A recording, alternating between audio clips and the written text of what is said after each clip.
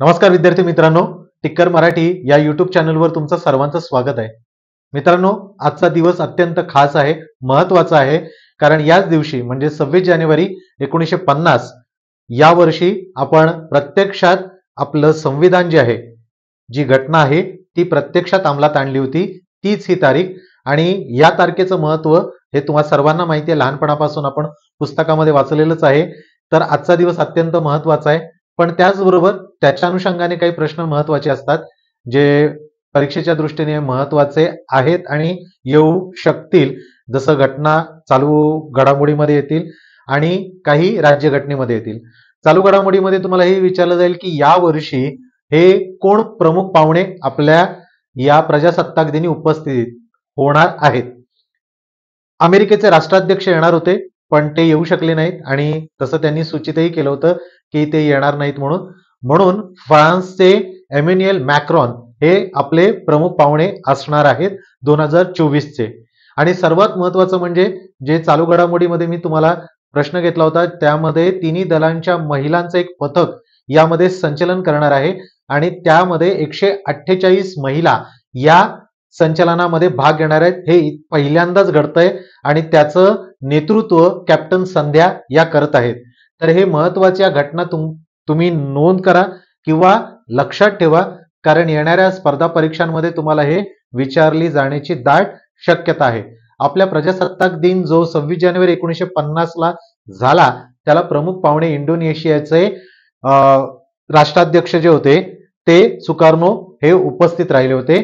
तर या अनुषंगाने बघा, कधीही तुम्हाला विचारलं गेलं तर पहिलं आणि शेवटचं विचारलं जातं. तर आता सध्याचं जे काही आहेत एमॅन्युएल मॅक्रॉन, हे लक्षात ठेवा, हा नक्कीच तुम्हाला परीक्षेमध्ये विचारला जाईल. तर आपण सुरुवात करूया आपल्या सामान्य ज्ञानाच्या 100 डे चॅलेंजच्या. या पहिल्या धडाक्यामध्ये टिक्कर मराठीने किती केले? 260 प्लस रिझल्ट हे एकाच धडाक्यामध्ये टिक्कर मराठीने तुम्हाला दिलेले आहेत, करून दाखवलेलं आहे. चला पुढे जाऊया. 100 डे चॅलेंज मध्ये आपल्याला काय करायचं आहे? 5 लाख सबस्क्रायबर करायचे आहेत, कारण हे सर्व तुमच्यासाठी आहे ना. चला, सगळे तयार आहात? खालीलपैकी कोणता विषय केंद्र सूचीमध्ये येत नाही? हा प्रश्न आलाय ठाणे पोलीस भरती 2018 आणि बीड पोलीस भरती 2016 ला प्रश्न विचारलेला आहे. तर यापैकी कुठला आहे? संरक्षण, रेल्वे, विमान की पोलीस? तर पर्याय क्रमांक शेवटी जो तुम्हाला दिसतोय हा जो आहे पोलीस, हा खालीलपैकी विषय केंद्र सूचीमध्ये येत नाही, तर तो राज्य सूचीमध्ये येतो. बरोबर आहे. एकंदरीत किती आहेत? ज्याला आपण संघ सूची म्हणतो, संघ सूची. सुरुवातीला याच्यामध्ये किती होते? सुरुवातीला यामध्ये विषय होते, विषय जे आहे या विषयांची संख्या 97 होती. सध्या किती आहेत? सध्या संघ सूची म्हणजे केंद्र सूची जी आहे त्याच्यामध्ये विषय किती आहेत? विषयांची संख्या आहे 100. राज्य सूची जी आहे, राज्य सूची यामध्ये विषयांची किती आहेत? तर इथे जे तुम्हाला दिसत आहेत संरक्षण, रेल्वे, यामध्ये 61 विषय होते सुरुवातीला.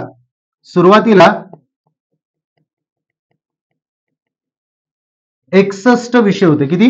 61 विषय. आता किती आहेत? तर सध्या यामध्ये किती आहेत? तर 66 विषय.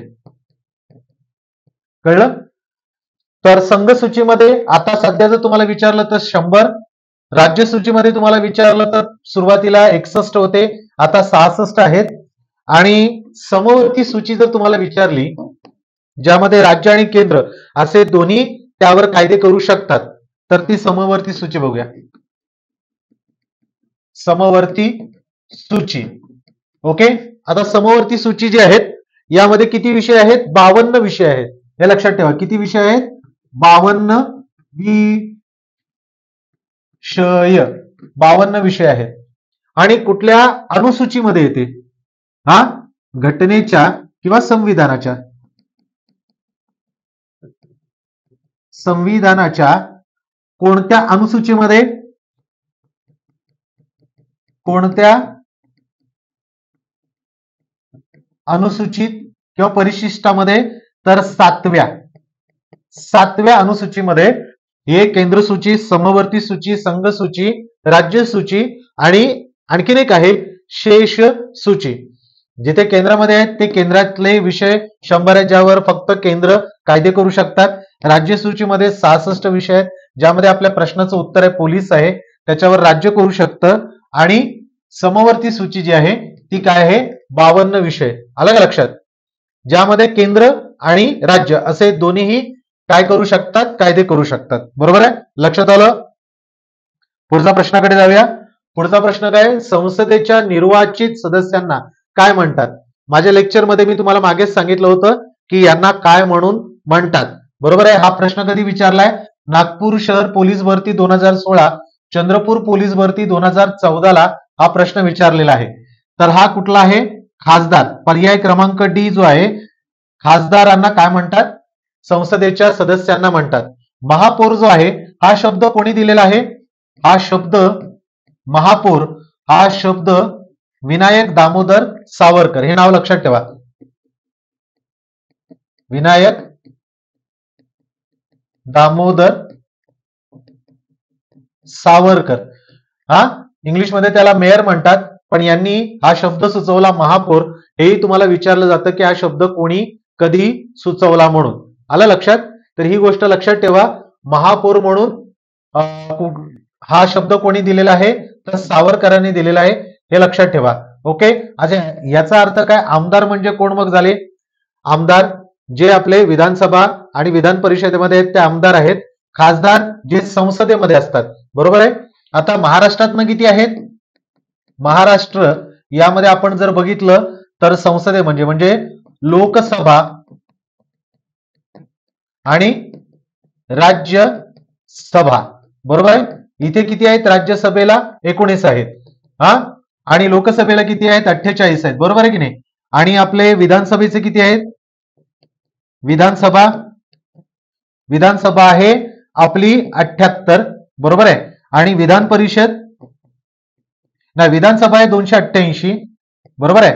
आणि विधान परिषद ही किती आहे? 78 आहे, 78. बरोबर आहे. तर या संख्या तुम्हाला लक्षात ठेवायच्या आहेत, ज्या तुम्हाला माहितीच असतील, पण परत एकदा तुम्हाला मी उजळणी करून दिलेली आहे. बरोबर आहे की नाही? आता यामध्ये महत्वाचे म्हणजे काय आहेत?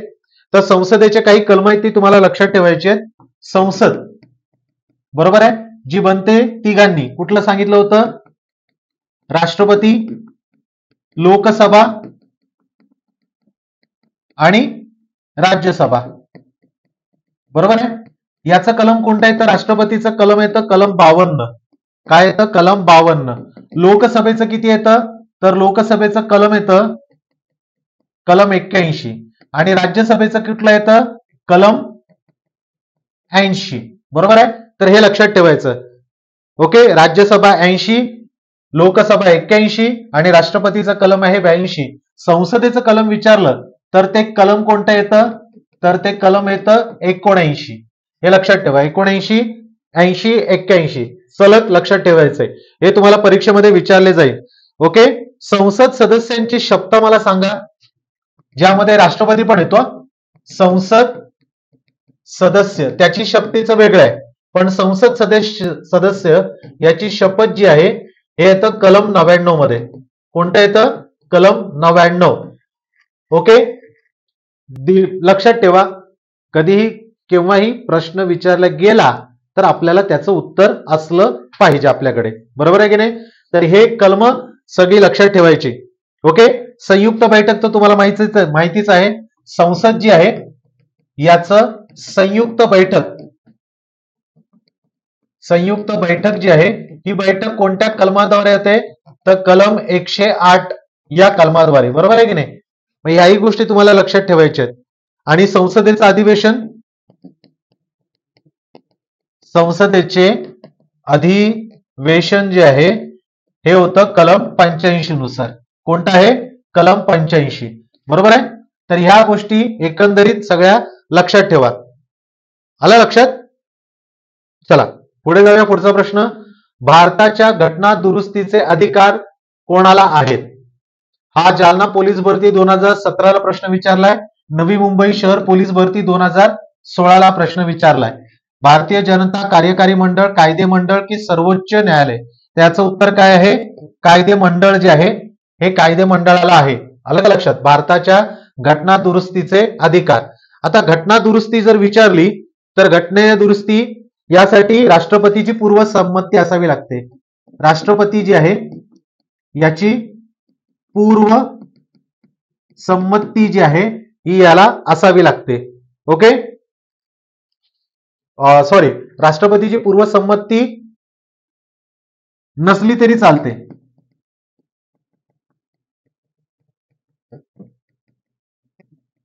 ओके, हे लक्षात ठेवा. राष्ट्रपतीची पूर्व संमती नसली तरी चालते, हे लक्षात ठेवा. ओके, हा पहिला मुद्दा तुम्हाला लक्षात ठेवायचा आहे. त्यानंतर काय, राज्य विधानसभेत मांडता येत नाहीत. आलं लक्षात? हे कुठलं आहे? दुसरा, राज्य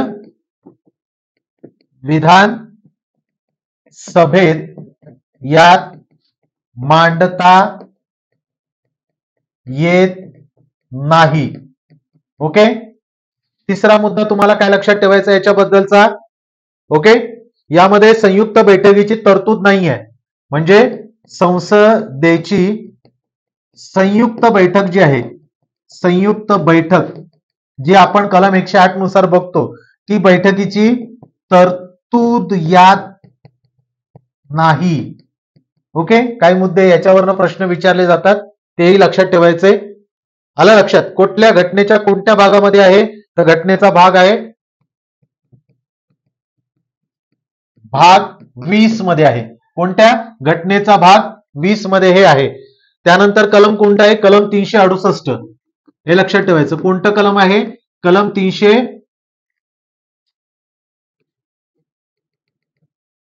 कलम कोणता आहे? कलम 368 नुसार आहे. घटनेचा भाग 20, कलम 368. ओके, आणि याचा जर स्त्रोत जर तुम्हाला विचारलं तर तुम्हाला सर्वांना माहिती असलं पाहिजे, आपण दक्षिण आफ्रिका इथून घेतलेला आहे. ओके, स्त्रोत कुठून आहे? दक्षिण आफ्रिका. आलं का लक्षात? हेही मुद्दे तुम्हाला अत्यंत महत्वाचे आहेत. ओके, आता याच्यामध्ये साधे बहुमत असतं. साधे बहुमत जे आहे, आलं का लक्षात? एक मिनिट.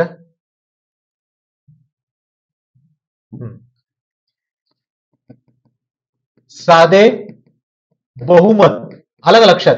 हे साधे बहुमत कशासाठी आहे, म्हणजे कशाशी संबंधित आहे? तर साधे बहुमत जे आहे हे विधान परिषद बरखास्त करणं, विधान परिषदेच्या बाबत जे कलम कोणता येतं? कलम 368 नुसार. कलम 368 जे आहेत त्यानुसार येतात. आलं का लक्षात? ओके, नवीन राज्य स्थापन करणं, निर्मिती, म्हणजे नवीन राज्य जर स्थापन करायचं असेल तर साधे बहुमत लागतं, जे कलम 368.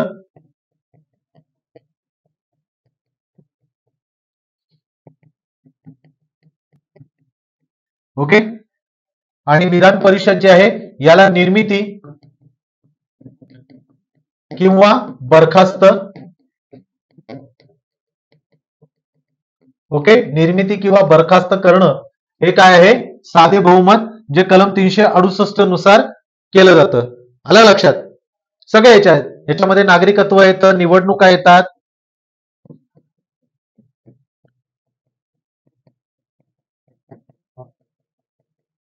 हा, साधे बहुमताने. विशेष बहुमत म्हणजे मूलभूत हक्क. आलं लक्षात? मार्गदर्शक तत्वे. कुठे यार, प्रत्येक वेळेला तर करत राहणार का? कलर बदलणार. हा, विशेष बहुमत जे आहे हे कशासाठी? तर मूलभूत हक्क आणि मार्गदर्शक तत्वे. ओके, तर यामध्ये लक्षात ठेवायचं, विशेष बहुमत, मूलभूत हक्क आणि मार्गदर्शक तत्वांमध्ये हे केलं जातं. आलं का लक्षात? आता याच्यामध्ये संसदेचे विशेष बहुमत जे आहे ते कशासाठी करणार? इथेच लिहू का? नाही तर मग मध्येच आमच्या याला झटका होतो.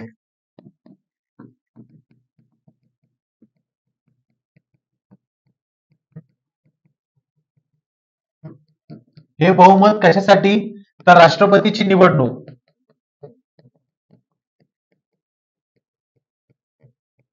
ओके, तर हे लक्षात ठेवायचं. संसदेचे विशेष बहुमत, राष्ट्रपतीची निवडणूक.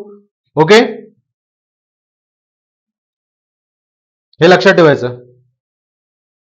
आणि जर का विचारलं आतापर्यंत किती झालेल्या, आतापर्यंत घटना दुरुस्ती, तर त्या झालेल्या आहेत 105 घटना दुरुस्ती झालेल्या आहेत. किती झाल्या? 105 घटना दुरुस्ती. ओके, हे लक्षात ठेवा, या महत्वाच्या आहेत.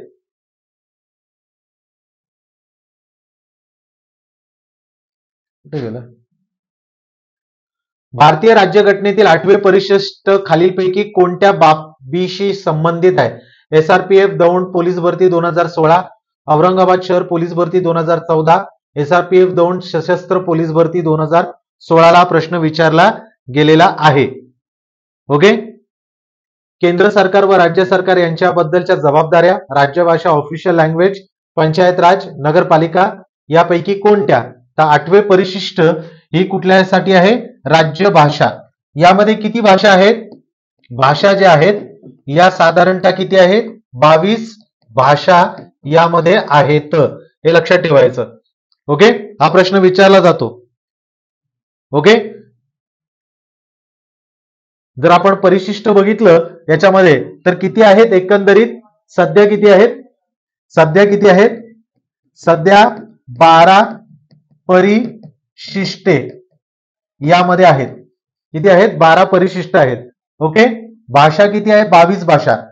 परिशिष्ट जर आपण बघितली तर ती 12 आहे, ती तुम्हाला माहिती आहे, बरोबर की नाही? मग कोणत्या कोणत्या आहेत हे काय कळत नाहीये, डार्क का होतंय? ओके, परिशिष्टे जर आपण बघितली तर यापैकी पहिलं कोणतं आहे? राज्य. आलं का लक्षात? ओके, घटक राज्य आणि केंद्रशासित प्रदेशांची यादी. घटक राज्य व केंद्र शासित प्रदेश जे आहेत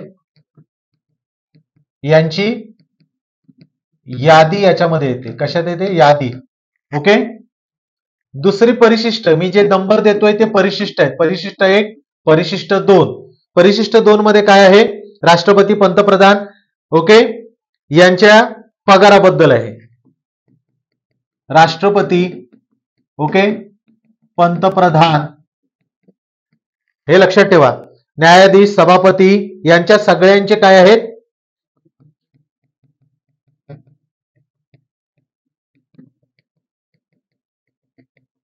यांचे सगळ्यांचे पगार या परिशिष्ट 2 मध्ये येतात.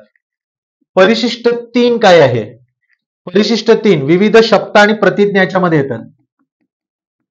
विविध शपथा आणि प्रतिज्ञा हे कशात मोडतात? परिशिष्ट 3. परिशिष्ट 4 मध्ये काय आहे? कोणाला माहिती आहे?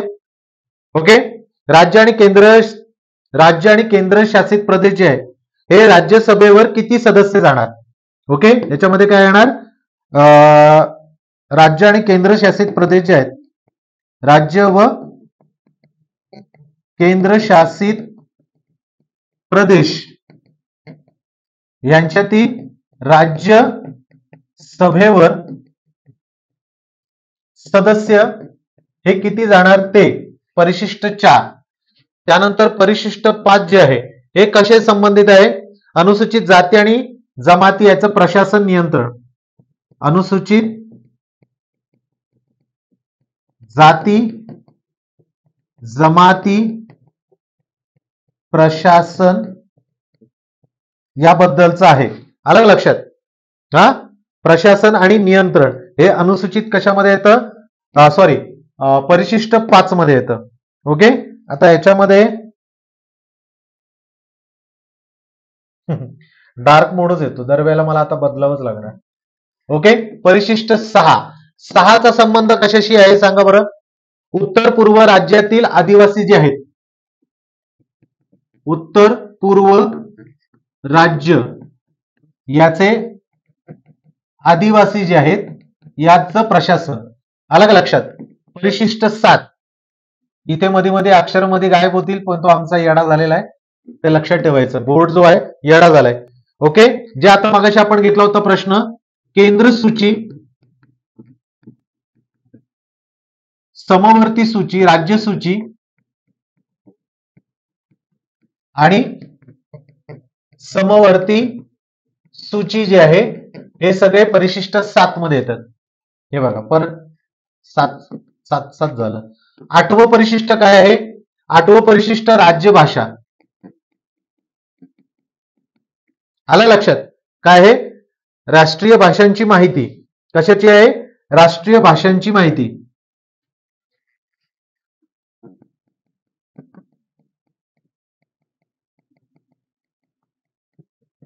जो आपला प्रश्न होता, किती आहेत? 22 भाषा. ओके. 9वं परिशिष्ट हे झालं केंद्र सूची, दिसतंय ना इथे, राज्य सूची, समवर्ती सूची, हे सगळे काय येतात? 7वं आणि 8वं इम्पॉर्टंट आहे. 9वं याच्यामध्ये काय? विविध कायद्यांची माहिती याच्यामध्ये दिलेली आहे. विविध कायद्यांची माहिती ही कोणामध्ये आहे? परिशिष्ट 9. परिशिष्ट 10 जे आहे हे पक्षांतर विरोधी विधेयक. अरे यार,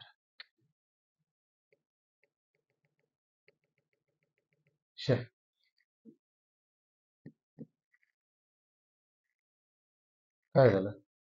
एक मिनिट.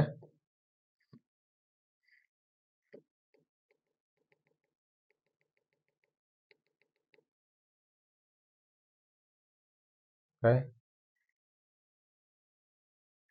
कुठे गेलं?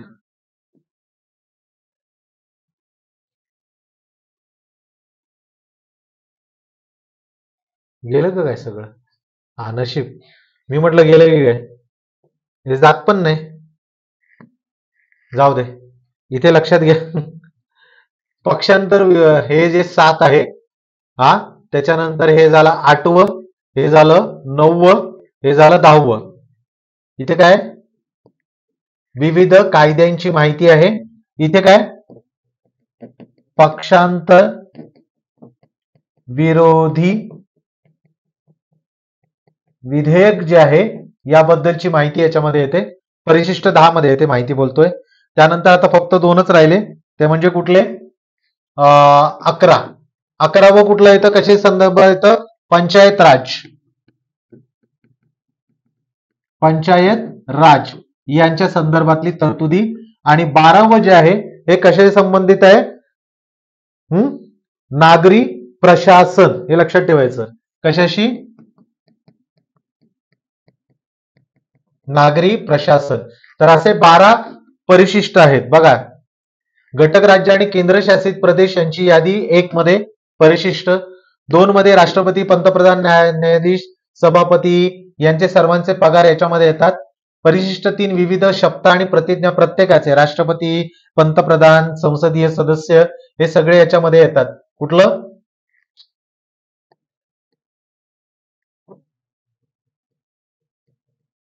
प्रतिज्ञा यामध्ये. राज्य व केंद्रशासित प्रदेश राज्यसभेवर सदस्य 4 मध्ये, 5 मध्ये अनुसूचित जाती जमाती प्रशासन आणि नियंत्रण, उत्तर पूर्व राज्य आदिवासी यांचं प्रशासन. त्यानंतर 7 मध्ये केंद्र सूची, राज्य सूची, समवर्ती सूची. 8व्या मध्ये राष्ट्रीय भाषांची माहिती आणि त्यामध्ये 22 भाषा आहेत. विशिष्ट कायद्यांची माहिती परिशिष्ट 9. 10 मध्ये पक्षांतर विरोधी विधेयक, 11 पंचायत राज आणि 12 नागरी प्रशासन, असे 12 परिशिष्ट आहेत. हे लक्षात ठेवा. पोलीस भरती 2024 याच्यामध्ये किती आहे? 50% आपल्याला सूट आहे 22 जानेवारी ते 26 जानेवारी 2024 पर्यंत. आणि कधीपासून आहे? तर 22 जानेवारी ते 26 जानेवारी यांच्या मध्येच हे तुम्हाला सूट आहे. आणि विजय बॅच मध्ये जी आपली बॅच क्रमांक 9 आहे आणि ज्याची फी आहे 2500, ती आता उपलब्ध आहे 1200 ला. बरोबर आहे? तर कोटला कुपन कोड वापरायचा तुम्हाला 26JAN हा कोड तुम्हाला वापरायचा आहे. आणि त्यानंतर मात्र 26 जानेवारी नंतर मात्र तुम्हाला ही सूट उपलब्ध राहणार नाही. अधिक माहितीसाठी काय करायचं? 8233007373 वर कॉल करायचा. ही आपली आहे बॅच, विजय बॅच, ज्यामध्ये दररोज लाईव्ह लेक्चर 4 तास, टॉपिक नुसार बेसिक पासून ऍडव्हान्स पर्यंत recorded lecture, E book, doubt session, 50+ online सराव प्रश्नपत्रिका संच, हे संपूर्ण काय आहे आपल्या विजय बॅचचं स्वरूप आहे. खालीलपैकी कोणत्या घटना दुरुस्तीनुसार पंचायत राज व्यवस्था बळकट करण्यात आलेली आहे? हा प्रश्न आहे. औरंगाबाद शहर पोलीस भरती 2017, सिंधुदुर्ग पोलीस भरती 2017 ला विचारला गेलेला आहे. तर यापैकी आपलं उत्तर काय? पर्याय क्रमांक बी, म्हणजे पर्याय क्रमांक 2 बी जो आहे 73. आता ही 73वी घटना दुरुस्ती जी आहे ही कोणत्या वर्षी करण्यात आली होती? ही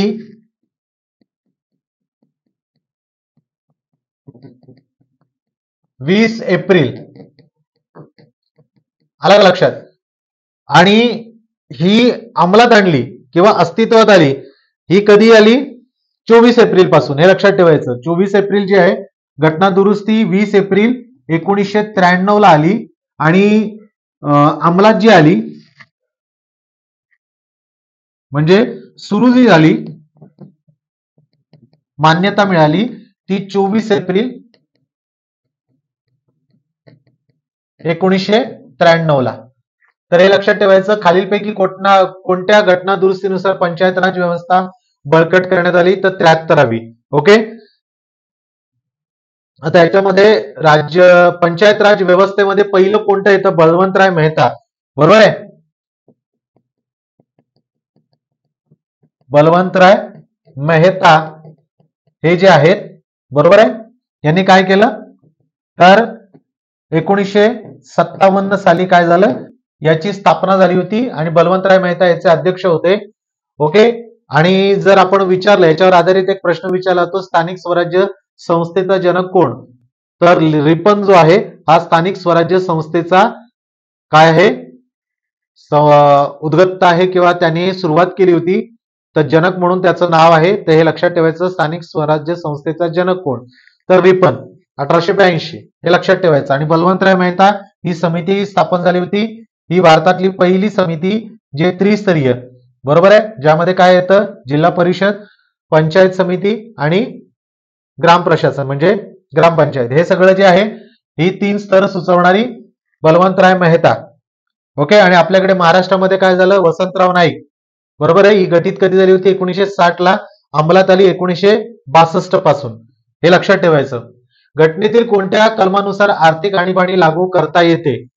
हा प्रश्न विचारला उस्मानाबाद जिल्हा पोलीस 2018 आणि जळगाव पोलीस भरती 2017 ला. तर यापैकी कुठला आहे? तर पर्याय क्रमांक डी हे 360 जे आहे ही घटनेतील कोणत्या कलमानुसार? तर 360 जो आहे हा आर्थिक आणीबाणी लागू करता येते, बरोबर आहे. हा काय आहे? राष्ट्रपती प्रशासन, राष्ट्रपती राजवट जी आहे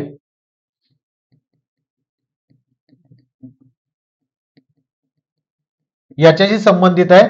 आणि हा कुठला आहे? तर राष्ट्रीय आणीबाणी.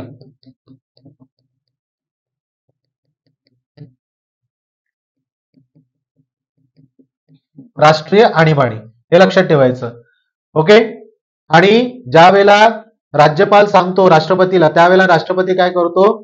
तर राष्ट्रपती राजवट ही राज्यामध्ये लागू करतो. राष्ट्रीय आणीबाणी ज्या वेळेला एखादं परकीय आक्रमण होतं त्यावेळेला राष्ट्रीय आणीबाणी जाहीर करतात. ते कलम 352 नुसार. हे जर्मनीकडनं आपण घेतलेलं आहे आणीबाणीचा प्रकार जो आहे. आणि त्यावेळेला आपले सगळे मूलभूत हक्क सस्पेंडेड होतात. कोणते सस्पेंडेड होत नाहीत हे तुम्ही मला कमेंट्स मध्ये सांगायचे. नीट ऐका प्रश्न. ज्या वेळेला आणीबाणी लागू होते, सुरू होते, त्यावेळेला कोणते मूलभूत हक्क सस्पेंडेड होत नाहीत ते मला सांगायचे. 2 आहेत, ते कोणते ते कमेंट्स मध्ये मला सांगा. 1953 मध्ये स्थापन झालेल्या राज्य पुनर्रचना आयोगाचे अध्यक्ष म्हणून यांची नियुक्ती झाली होती. पुनर्रचना आयोगाचे कोण होते? हा अध्यक्ष हा बुलढाणा पोलीस 2016 ला विचारलाय. न्यायमूर्ती फाजल अली जे आहेत हे 1953 मध्ये स्थापन झालेल्या पुनर्रचना आयोगाचे काय आहे? ते अध्यक्ष. हे लक्षात घ्या. आता याच्याबद्दल काय सांगता येईल तुम्हाला? पुनर्रचना आयोगाचं तुम्हाला माहितीच आहे. आता पहिला जो झाला होता तो 1956 मध्ये आंध्र प्रदेश, बरोबर आहे. आणि आता सध्याच्याला किती आहेत? 28 राज्य आहेत. प्रांतवार रचना झाली ती 1956 पासून सुरुवात झाली. महाराष्ट्र झाला 1960 ला आणि त्याच वेळेला गुजरात झाला आणि 2000 सालाच्या दरम्यान उत्तराखंड हे सगळे राज्य नवीन नवीन निर्मितीला आले. त्यानंतर तेलंगणा, बरोबर आहे. तर असे काही महत्वाचे तेलंगणाबद्दल बरेच प्रश्न विचारले जातात. 2014ला त्याची निर्मिती झाली आंध्र प्रदेशाला विभक्त करून. ओके, रेवंत रेड्डी सध्याचे आता तेलंगणाचे काय मुख्यमंत्री आहेत. मी दरवेळेला चालू घडामोडीमध्ये या घटना घेतच असतो, कोण झालेत आणि त्यांचे मुख्यमंत्री, राज्यपाल हे सतत करत राहा, म्हणजे परीक्षेमध्ये तुम्हाला अडचण येणार नाही. जे मगाशी मी तुम्हाला सांगितलं पोलीस भरती 2024 याच्यामध्ये किती आहेत, 50% सूट आहे, तिथे तुम्हाला दिसेल. आता याच्यामध्ये 22 जानेवारी ते 26 जानेवारी 2024 पर्यंत याची मर्यादित ऑफर आहे आणि ऑफर विजय बॅच मध्ये बॅच क्रमांक 9 जिची फी आहे 2500 पण आता 50% उपलब्ध करून तुम्हाला सूट देऊन 1200 मध्ये उपलब्ध आहे. आणि कुठला कोड वापरायचा आहे, 2626 JAN. ओके, लवकरात लवकर घ्यायचं. ही आपली विजय बॅच आहे, बॅच क्रमांक 9, ज्याचे वैशिष्ट्य तुम्हाला इथे दिसत आहेत, बरोबर आहे. भारतीय राज्यघटना समितीचे घटनात्मक सल्लागार कोण होते, हा प्रश्न SRPF अमरावती पोलीस भरती 2016 ला विचारला गेलेला आहे. तर याचं उत्तर आहे डॉक्टर BN राव. म्यानमारची घटना राज्यघटना लिहिणारे कोण होते, म्यानमार. आणि म्यानमार बद्दल तुम्हाला आता सध्या लक्षात काय ठेवायचं आहे, तर म्यानमार बद्दल एक गोष्ट लक्षात ठेवायची आहे, म्यानमार याच्या ज्या सीमा आहेत या सीमा याला कुंपण करण्याचं आता काम करणार आहेत, जी आतापर्यंत नव्हती. त्यामुळे हा परीक्षेत तुम्हाला विचारला जाईल कोणत्या देशाच्या सीमेला कुंपण घालणार आहेत, तर ते म्यानमारच्या. आलं का लक्षात, लक्षात राहील. त्यानंतर बिमस्टेक आणि आसियान याच्यामध्ये 2 संस्थांमध्ये म्यानमार आहे, हे लक्षात ठेवायचं. ओके, डॉक्टर आंबेडकर मसुदा समितीचे होते आणि राजेंद्र प्रसाद हे घटना समितीचे अध्यक्ष. यांची निवड कधी झाली, 11 डिसेंबर 1946 ला, बरोबर आहे, हे लक्षात ठेवायचं. BN राव हे काय होते, भारतीय राज्यघटना समितीचे घटनात्मक सल्लागार. ओके, संघटना तयार करणे हा कोणत्या प्रकारचा अधिकार आहे, हा संघटना तयार करणे हा कोणत्या प्रकारचा आहे, हा हक्कामध्ये येतो. जालना जिल्हा पोलीस भरती 2018 ला विचारलेला आहे. समानतेचा अधिकार, स्वातंत्र्याचा अधिकार, पिळवणुकीचा की यापैकी नाही, तर हा स्वातंत्र्याचा अधिकारामध्ये येतं. कोणत्या, स्वातंत्र्याच्या अधिकारामध्ये येतं हे संघटना तयार करणं. पण जर ती संघटना प्रगतीसाठी असेल किंवा चांगल्या गोष्टीसाठी असेल तर सरकार त्याला मान्यता देतं. पण जर का राष्ट्राच्या किंवा राष्ट्रविरोधी असेल किंवा उत्तेजित करणारा असेल राष्ट्राच्या विरोधात, तर मात्र त्यावर बंदी आणतील, हे लक्षात ठेवा. ओके, वेगवेगळे आपल्या म्हणजे जे आपण कलम 12 आणि 13 पासून जे सुरुवात होते आणि 14 इथून खरी तर सुरुवात होते मूलभूत हक्कांची, ते अगदी 32 पर्यंत, बरोबर आहे. तर त्या कलमांचा अर्थ ते कलम क्रमांक हे लक्षात ठेवा, ते परीक्षेला विचारतात. मग ते कुठली परीक्षा असो, मग ती पोलीस भरतीपासून ते अगदी UPSC, MPSC, SSC या सर्व स्पर्धा परीक्षांमध्ये तुम्हाला याचे क्रम विचारतात. कोणता कलम कशाशी निगडित आहे हे महत्वाचं आहे, लक्षात ठेवणं. ओके, पुढचा प्रश्न घेऊया. घटनेच्या 191 याच्या कलमान्वये मान्य केल्या गेलेल्या नागरिकांच्या अधिकारावर खालील कारणांमुळे खाजगी बंधने येऊ शकतात. देशाचे सार्वभौमत्व, हा प्रश्न कुठे आलेला आहे, चंद्रपूर जिल्हा पोलीस 2018 यामध्ये हा विचारला गेलेला आहे. कुठले वेळ, देशाचे सार्वभौमत्व, देशाची एकता, प्रांताची सुरक्षितता की सर्वसाधारण जनतेच्या हितासाठी. तर घटनेच्या 191 च्या कलमान्वये मान्य केलेल्या नागरिकांच्या अधिकारावर कोणत्या कारणांमुळे खाजगी बंधने येऊ शकतात, प्रांताची सुरक्षितता हा पर्याय योग्य आहे. ओके, चंद्रपूर जिल्हा पोलीस भरती 2018 ला हा विचारला गेलेला प्रश्न आहे. बघा, राज्यघटना जी आहे ती असं म्हणजे जीकेच्या बाबतीत असं वाटतं की हा अभ्यास आम्ही वाचून विपून एकदम व्यवस्थित करू शकतो. पण खरी गोम काय माहिती आहे का, हे एवढा फापट पसारा लक्षात ठेवणं. कळलं का? कोणतं येईल, कोणतं नाही येईल, कोणती येण्याची शक्यता जास्त आहे, कोणाची कमी आहे, हे महत्वाचं माहिती असलं पाहिजे. कळलं?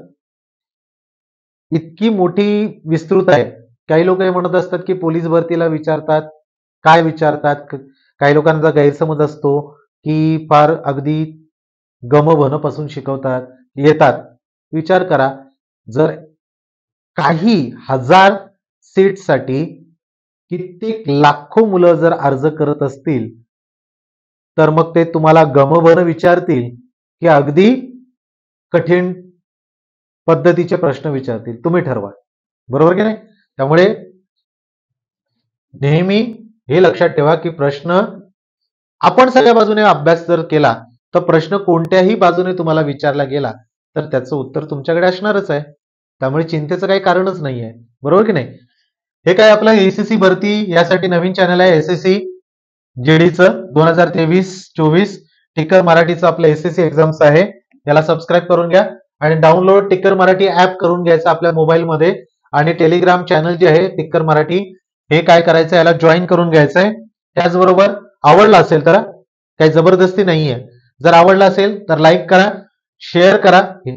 कारण आपण पोचलो पाहिजे तळागाळापर्यंत. जी लोक ध्येयासाठी झटतायत, ज्यांचं ध्येय आहे, ज्यांचं एक स्वप्न आहे की आपल्याला सरकारी नोकरी मिळवायची आहे, त्यासाठी. आणि चॅनलला काय करायचं, सबस्क्राईब करायचंय, जेणेकरून नोटिफिकेशन येत जातील. तर आजचे जे काही आहे, त्याचबरोबर शेवटी एक सांगतो, जे बाल साहस पुरस्कार जे आहेत पंतप्रधान, हे आता 19 मुलांना भेटलेले आहेत.